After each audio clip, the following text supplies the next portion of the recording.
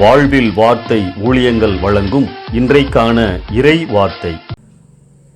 நம் ஆண்டவர் இயேசு கிறிஸ்துவின் இணையற்ற நாமத்தில் மகிழ்ச்சியோடு உங்களை வாழ்த்துகிறேன்.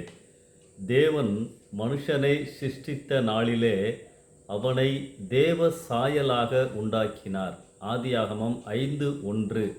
இந்த இமேஜ் ஆஃப் காட், தேவ சாயல், இந்த வார்த்தையை நாம் இன்றைக்கு தியானிக்கின்றோம். ஆதாமும் ஏவாளும் தேவனை போன்ற ஒரு இயற்கையான சாயலை பெற்றிருந்தார்கள். அவர்கள் ஆவி, உள்ளம், உணர்ச்சிகள், சுய உணர்வு, பகுத்தறியும் திறன் ஆகியவற்றை கொண்ட தனி மனிதர்களாக படைக்கப்பட்டார்கள். தம்மை அவர்களுடைய உருவத்தில் வெளிப்படுத்தும்படியாக தமது சாயலை அவர்களுக்கு தேவன் கொடுத்திருந்தார். ஆணும் பெண்ணுமாக தேவ சாயலாக படைக்கப்பட்டார்கள் என்பதால் அவர்கள் தெய்வீக தன்மை உடையவர்கள் என நினைத்துவிடக் கூடாது. அவர்கள் அவரை விட, தேவனை விட ஒரு தாழ்ந்த நிலையில் தேவனை சார்ந்து இருப்பவர்களாகத்தான் படைக்கப்பட்டார்கள். தேவ சாயலில் படைக்கப்பட்ட மனிதன் பாவம் இல்லாத நிலையில் தேவனோடு நெருக்கமாக இருந்தான். ஆனால் பாவம் அவனுக்குள் வந்தபோது அந்த தெய்வீக சாயலை தமக்குள் இழந்து போனான். தேவ உறவும் துண்டிக்கப்பட்டது. பாவத்தன்மை மனிதனுக்குள் வந்ததால் அதன் விளைவாக பல பாவ காரியங்களை செய்ய ஆரம்பித்தான். தேவ உறவு அவனுக்குள் இல்லாததால் பாவம் அவனை மேற்கொண்டது. தெய்வீக அழகில்லாத வாழ்க்கை பாவமான ஒரு வாழ்க்கை. தேவ உறவு இல்லாத வாழ்க்கை பாவ நிலையில் உள்ள வாழ்க்கை.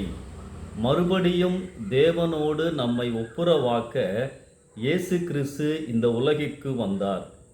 எந்த பாவம் தேவனை விட்டு மனிதனை பிரித்ததோ அந்த பாவத்திற்கு நிவாரணமாக இயேசு சிலுவையிலே பலியானார். இயேசுவின் இரத்தத்தினால் நாம் மீண்டும் தேவனோடு இணைக்கப்படுகிறோம். அந்த தெய்வீக சாயல் நமக்குள் மீண்டும் துளிர்க்கின்றது, வளர ஆரம்பிக்கின்றது. கிறிஸ்துவின் தன்மைகள், குணாதிசயங்கள் நமக்குள் வருகின்றது. இதைத்தான் கனிகள் என்கிறோம். பாவ சுபாவங்களிலிருந்து விடுதலை பெற்று தேவ சாயலில் முன்னேறுகிறோம். இதைத்தான் பவுல் இப்படியாய் குறிப்பிடுகின்றார். நாம் எல்லோரும் திறந்த முகமாய் கர்த்தருடைய மகிமையை கண்ணாடியிலே காண்கிறதை போல கண்டு ஆவியாய் இருக்கிற கர்த்தரால் அந்த சாயலாகத்தானே மகிமையின் மேல் மகிமையடைந்து மறுரூபப்படுகிறோம். 2 கொரிந்தியர் 3:18. அன்பானவர்களே, நாம் ரட்சிக்கப்பட்டிருப்பதின் நோக்கம் பாவ மன்னிப்பு மட்டுமல்ல. அதற்கு அடுத்த கட்டமாக தெய்வீக சாயலை பெறுதல், அவைகளில் வளருதல். இவைகள்தான் நாம் ரட்சிக்கப்பட்டதின் நோக்கம். கிறிஸ்து உங்களிடத்தில் உருவாகும் அளவும் உங்களுக்காக மறுபடியும் கற்ப வேதனை படுகிறேன் என கலாத்தியர் 4:19 பவுல் கூறுவதின் அர்த்தம் இதுதான்.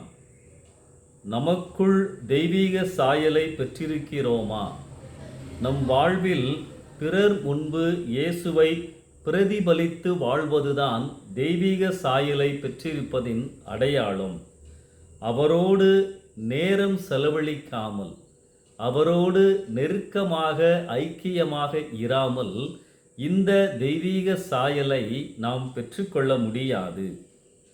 பிறர் முன் இயேசுவை பிரதிபலித்து வாழ, தெய்வீக சாயலை மற்றவர்களுக்கு காண்பித்து தேவனுக்கு மகிமையை கொண்டு வர ஆவியானவர் நமக்கு உதவி செய்வாராக. இந்த சிந்தனையோடு இந்த நாளை ஆரம்பிப்போம். கர்த்தர் உங்களை ஆசீர்வதிப்பாராக. ஆமென்.